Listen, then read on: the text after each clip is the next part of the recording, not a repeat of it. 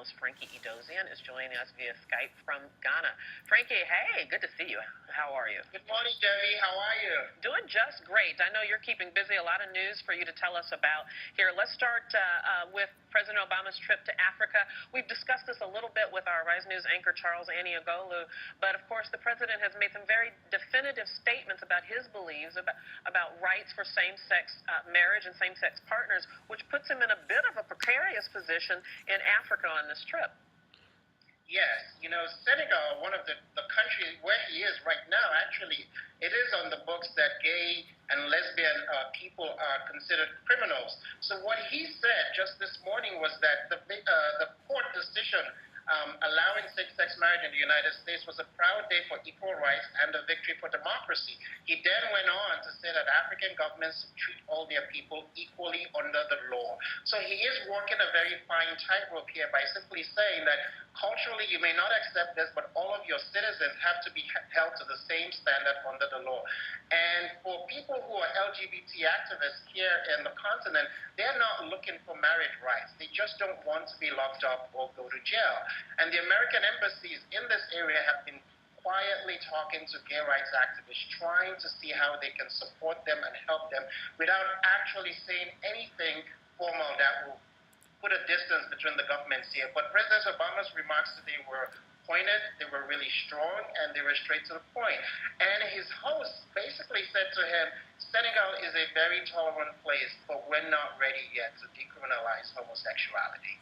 Indeed. Let's move on and talk about a couple of other things, Frankie. Of course, the whole First Family is with President Obama, especially the First Lady, Michelle Obama, and she has quite an itinerary planned during this trip as well.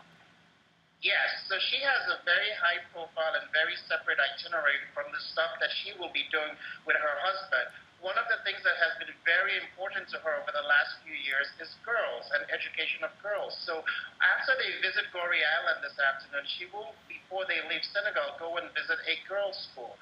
Now, since 2009, when she realized that a London girls' school, that she really connects well with young women and they hang on to her every word, young girls, youth, and education have been very, very high on her agenda.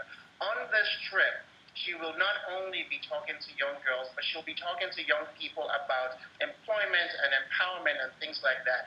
By Saturday, when they get to South Africa, she will have a Google Hangout with people from across the United States and across South Africa in one big room talking about youth employment. She will also have a town hall style meeting sort of with MTV base, which is just like MTV in the United States, but it's really aimed at young people on the African continent. And then by Tuesday, when she gets to Tanzania, she will join her predecessor, former First Lady Laura Bush, in hosting a summit about investing in African women. They will be joined by First Ladies from around the continent. So it is for her all about young women, education, and investing in the African woman today. And I'm sure that she's going to make quite a splash, as she always does. But let's turn to a little more serious topic, not that that was not serious, but piracy in West Africa, which has been a huge issue for a long time, and disturbingly, though, is on the rise. Unfortunately, here in the Gulf of Guinea in West Africa, where I am and where the president is, piracy here has surpassed piracy in the Horn of Africa.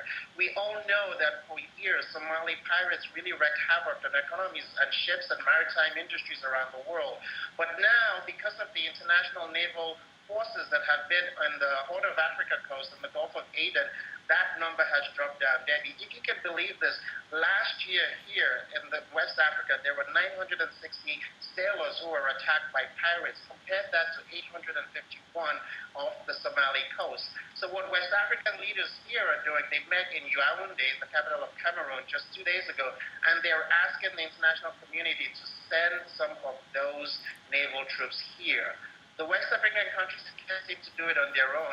Nigeria, for instance, which is a fairly rich country, has been really, really hard hit.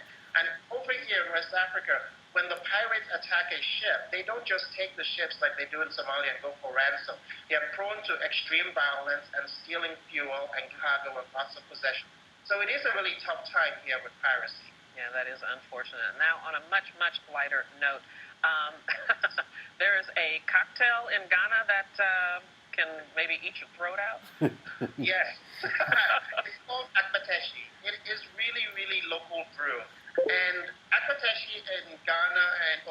in Nigeria are sort of brewed from sugar cane and sometimes from palm wine. And they really sort of like burn your throat, and sometimes they're called fire will burn you, which is, the fire will burn you. But what a bunch of restaurants, one in particular called The Republic, has been doing is basically substituting that in mojitos, in caipirinhas, and white Russians, as well as all sorts of drinks that you would find at a cocktail bar anywhere. And they garnish it with mint and with sugar. And so people are beginning to say, maybe we can substitute African local brew to all these other drinks and not have to buy top shelf liquor because it's coming out just fine. All right. Well, be careful if you get your hands on it. All right, Frankie, as always, thank you so much. Smart picture. Okay. We'll see you again soon. Thank you, Debbie. Now,